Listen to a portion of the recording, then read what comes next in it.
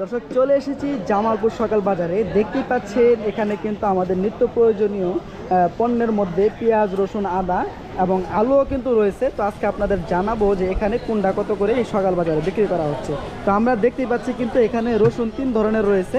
তো আমরা 3 ধরনের 3 কোয়ালিটির রসুন কি দাম জানবো, কত করে বিক্রি করা হচ্ছে। আঙ্কেল, কোন কোয়ালিটির রসুন কত করে বিক্রি করতেছেন আজকে?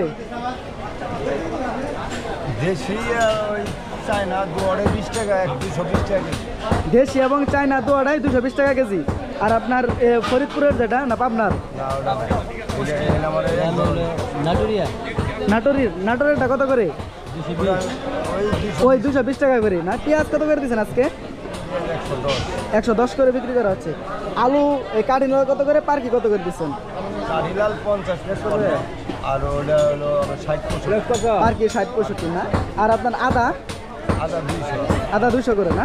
তো দর্শক, জানতে পারলেন কোনটা কত করে এই জামালপুর সকাল বাজারে বিক্রি করা হচ্ছে। আপনাদের যদি ফুটেজ আছে অবগত করেছি এখানে।